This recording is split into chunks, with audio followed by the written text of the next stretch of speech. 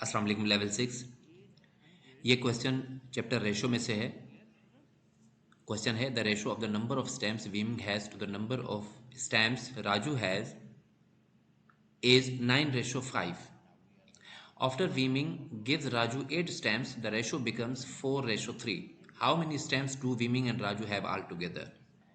इसमें कहा गया है कि जो स्टैम्प्स राजू और वीमिंग के पास थे पहले, उनका रेशो था 9:5 कि 9 यूनिट्स जो हैं वो वीमिंग के पास थे, 9 यूनिट्स वीमिंग के पास थे और 5 यूनिट्स जो हैं वो राजू के पास थे।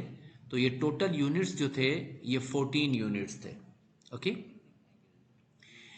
लेकिन उसके बाद वीमिंग ने 8 स्टैम्प्स जो हैं वो राजू को दिए।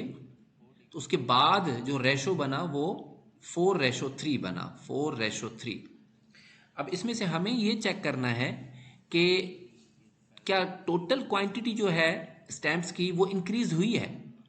नहीं, सेम ही रही है ऑफ कोर्स, क्योंकि पहले जो जितने भी वीमिंग के पास थे, जितनी भी क्वांटिटी थी स्टैम्प्स की, उसी में से 8 स्टैम्प्स जो है ना इसने राजू को दे दिए।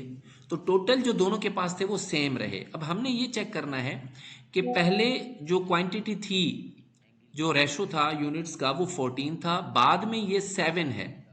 तो ये 7, इससे हमें ये मालूम हुआ कि एक्चुअली ये 7 नहीं होगा, बल्कि ये इसको रेशो को सिंप्लीफाई किया गया है। तो हमने क्या करना है, टोटल यूनिट्स को इक्वेट करना है, एक जैसा करना है कि जितने यूनिट्स पहले थे उतने ही बाद में होने चाहिए, ताकि हम बता सकें कि कितने जो है ना वो टोटल यूनिट्स और टोटल स्टैम्प्स थे। तो अब अगर हम पहले वाले यूनिट्स को टोटल करते हैं तो 9:5 में 14 यूनिट्स बनते हैं दोनों के मिला के, लेकिन बाद में जो रेशो दिया गया है 4:3, इसके 7 यूनिट्स बनते हैं।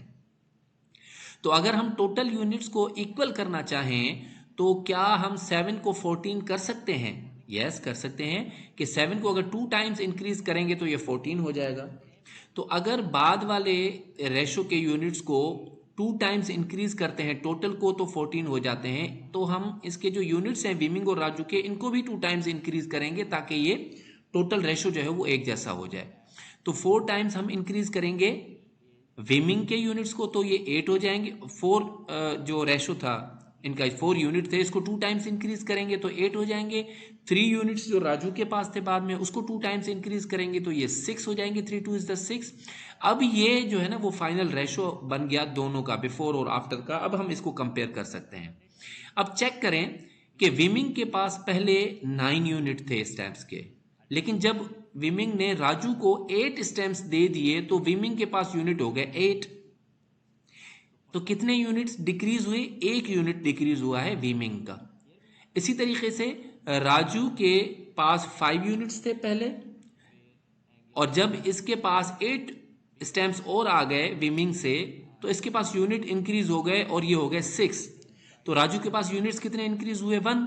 5 से 6 हो गए। दैट मीन्स कि 1 यूनिट ऑफ स्टैम्प्स जो है वो वीमिंग से राजू की तरफ मुंतकिल हुआ है।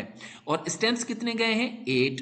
तो क्या हम ये कह सकते हैं कि 1 unit is equal to 8 stamps, कि 1 यूनिट वीमिंग ने राजू को दिया और स्टैम्प्स कितने दिए? 8। तो हम कहेंगे कि 1 unit is equal to 8 stamps. Clear? अब हमने ये देखना है कि अगर 1 यूनिट 8 स्टैम्प्स के इक्वल है तो टोटल स्टैम्प्स के यूनिट कितने हैं जो दोनों के पास हैं? Of course 14। पहले 9:5 थे तो भी 14, बाद में 8:6 हुए तो भी 14।